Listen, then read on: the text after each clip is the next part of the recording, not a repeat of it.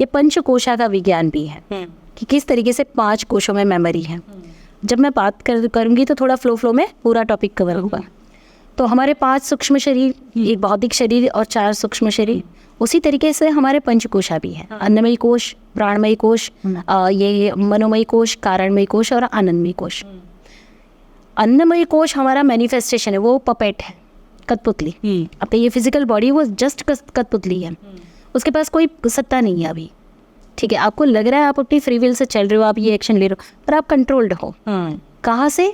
अपने इमोशंस से, यानी आपका प्राणमयी कोश। प्राणमयी कोश में आपकी भावनाएं पड़ी है, मेमोरीज, इमोशंस।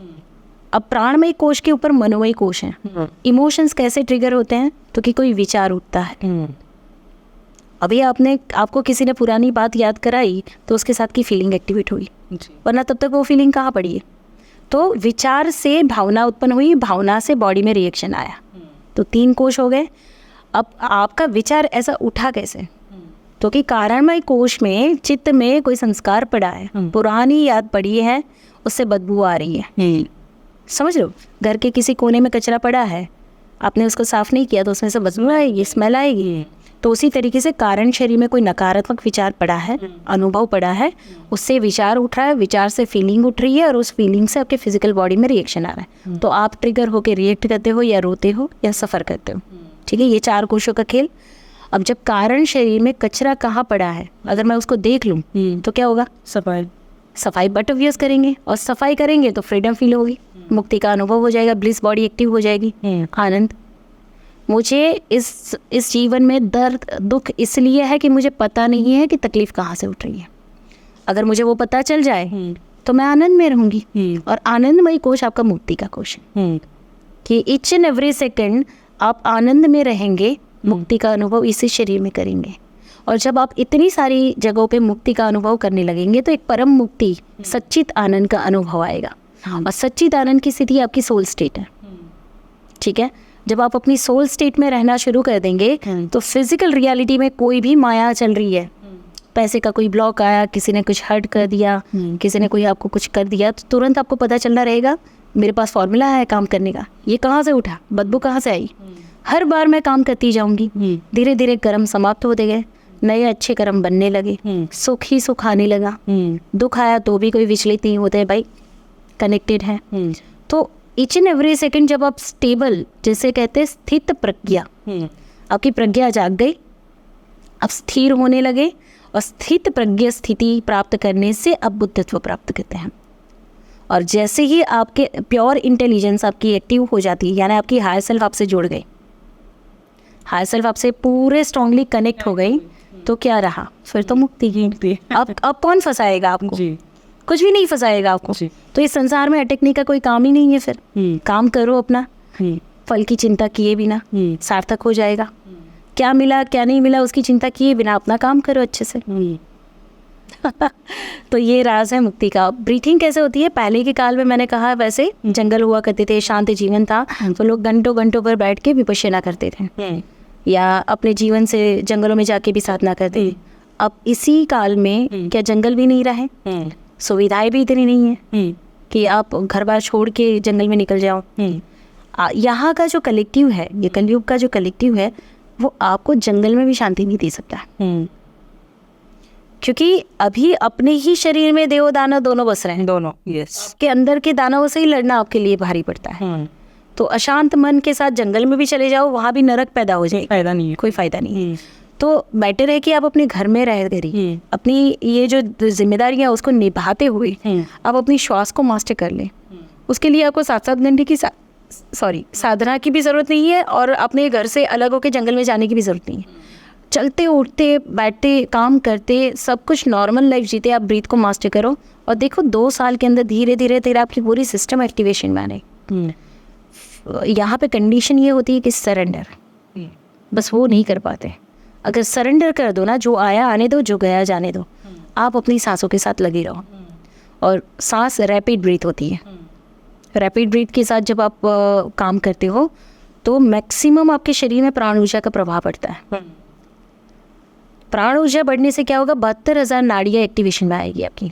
नाड़ी शास्त्र जो आप समझोगे तो 72,000 नाड़ियाँ हैं, आपके शरीर के साथ चक्रा सिस्टम है, प्लस 3 प्रमुख नाड़ियाँ ईडा, पिंगला, सुषुम्ना, सब एक्टिव हो जाए तो क्या होगा, कितनी ऊर्जा अंदर पैदा होगी। अब जहाँ जहाँ ब्लॉकेजेस हैं वो रिलीज होने शुरू हो जाएंगे। सपने से आपकी पास्ट लाइफ मेमोरीज क्लीन होती है। डे टू डे लाइफ में प्रैक्टिकल एक्सपीरियंसेस में भी आप अब तक जो एक्शन नहीं ले पाए या अब तक जो बिलीफ सिस्टम आप बदल नहीं पाए थे वो बदलनी शुरू हो जाती है। शरीर में पुराने रोग जो आपके घर कर गए होंगे वो सारे समाप्त होने, ठीक होने शुरू हो जाए। यहाँ तक हम कैंसर पेशेंट का भी इलाज करते हैं ब्रीदिंग से, और कैंसर भी क्योर होता हुआ हमने देखा है, रिजल्ट उतने लिए हमने ब्रीथिंग से। बड़ी से बड़ी बीमारी कितने लोगों को जोड़ों का दर्द, ये कमर का दर्द कितने समय से पुराना, 20-20 साल पुराना, सिर्फ 5 दिन की ब्रीथिंग टेक्निक से हमने एक्टिवेट किया। प्लस आपके 5 चक्रा जो है वो 5 तत्वों को रिप्रेजेंट करते हैं ना, पृथ्वी, पानी, अग्नि, वायु, आकाश।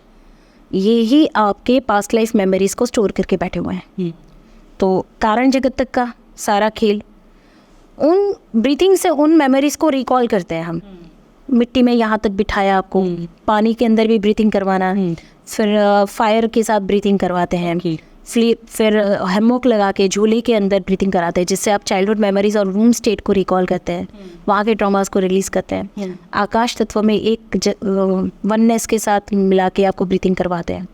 तो इससे पूरा कुंडलिनी आपका तंत्र जागृत हो जाता है। कचरा साफ होगा, बाई डिफ़ॉल्ट ऊर्जा का प्रवाह दौड़ेगा। तो ये ब्रीथिंग टेक्निक इतनी इफ़ेक्टिव है कि परम मोक्ष, परम मुक्ति तक का अनुभव इसी शरीर में आपको हो जाएगा, और ये गारंटेड है। अगर किसी ने 2 साल 3 साल लगातार इस पे काम कर लिया, गारंटेड है वो मुक्त हो जाएगा। दूसरी एक चीज़ कि मैं अभी बाहर से बोल रही हूँ, आप मुझ पे कितना विश्वास करोगे, किसी पे भी। कई बार हम नहीं कर पाते, है ना, किसी को गुरु बनाए ना बनाए, कोई मिले ना मिले, किसी के ऊपर विश्वास करे ना करे, श्वास तो आपकी अपनी है, वो तो अपनी है, उस पर तो भरोसा कर सकते हो। तो आपकी श्वास आपके शरीर में मेजर प्राणवायु इकट्ठा करती है। प्राणवायु यानी ओजस तत्व, किसका खुराक, अपना, आपकी चेतना का खुराक, कॉन्शियसनेस का खुराक। अब कॉन्शियसनेस को प्राण ऊर्जा मिलती है, ओजस तत्व मिलता है, उसको खुराक मिलता है, कुंडलिनी को शक्ति मिलती है, तो वो एक्टिव होके नाचेगी। शिव और शक्ति अपने आप डांस करेंगे, बिल्कुल आपके शरीर में नाचते हैं, वो डांस करते हैं, नटराज आप अनुभव करते हैं अपने भीतर।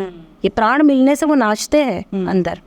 लिटरली इतना ब्यूटीफुल एक्सपीरियंस होता है जब वो डांसिंग फॉर्म में आते हैं, दोनों ऊर्जाएं अंदर, सुषुम्ना, ईडा, पिंगला आपस में नाचती हुई, कुंडलिनी नाचती हुई जब चढ़ती है, इतना ब्यूटीफुल वो एक्सपीरियंस होता है।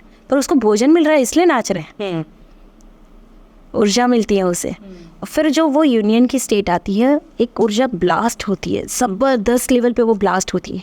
क्यों? तो कि उसको प्रॉपर मात्रा में भोजन मिला।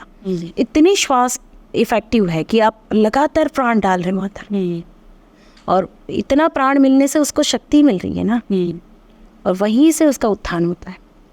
फिर तो खेल कंट्रोल में, उसके कंट्रोल में चला जाता है, फिर आपको कुछ करना नहीं है जी। तो श्वास को समर्पण करो।